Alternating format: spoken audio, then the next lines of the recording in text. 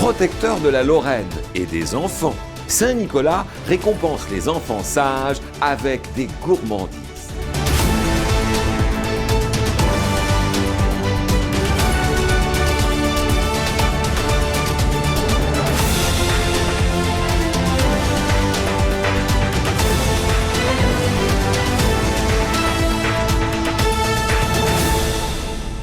En Lorraine, dans le Nord, en Belgique, au Luxembourg, Saint-Nicolas est devenu le protecteur des enfants. Si vous leur en parlez, ils vont vous raconter comment le Saint-Nicolas a sauvé 3 petits-enfants qui s'étaient perdus en glanant, autrement dit, en ramassant les épis non récoltés par les paysans. À une époque où les épis et le blé étaient extrêmement précieux, croyez-moi qu'on en oubliait peu de ces épis dans le champ, on peut donc en déduire que ces 3 petits-enfants étaient extrêmement pauvres. En tout cas, nous dit l'histoire, à force de glaner, ils se sont réfugiés chez un boucher pas très sympa qui les a tués et les a mis dans son saloir. Le saloir, c'est le frigo de l'époque. On y sale la viande pour la conserver et la manger plus tard.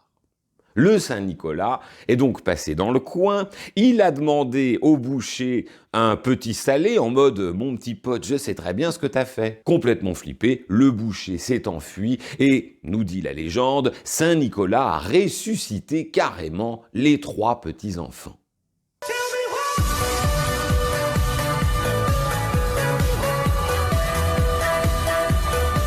On reconnaît très facilement le Saint-Nicolas. Bien que fêté de manière laïque le plus souvent, il est habillé comme les évêques d'autrefois. Il est coiffé d'une mitre sur la tête et il porte une crosse à la main. Et chaque année, il revient à dos d'âne pour récompenser les enfants qui ont été sages toute l'année. Enfin, presque toute l'année. Enfin, 15 jours, c'est déjà pas si mal. Are you guys in trouble? Il les récompense avec des friandises, parfois des livres ou des jouets. Des friandises qui sont principalement constituées de ce fameux pain d'épices, conçu à base de farine, de miel, d'un bon miel des Vosges d'ailleurs, qu'on laisse vieillir et qu'on parfume avec les fameuses épices qui ont donné son nom à cette recette qui est très ancienne, puisqu'on en trouve trace dès 1372 dans les grimoires français. Un produit de luxe autrefois que le pain d'épices.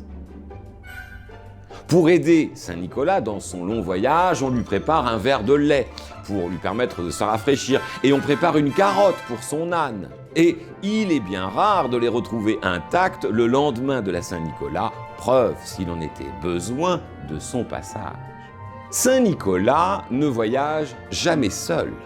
Il est toujours accompagné de son exact contraire.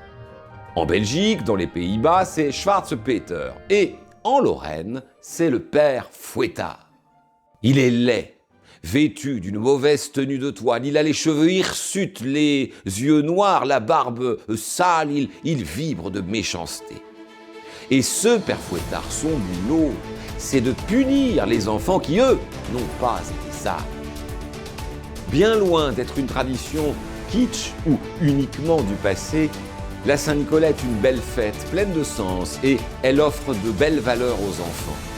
Saint-Nicolas, c'est le bien, le père Fouettard, c'est le mal, et les deux vont souvent de pair, comme dans les grands défilés des villes de Lorraine.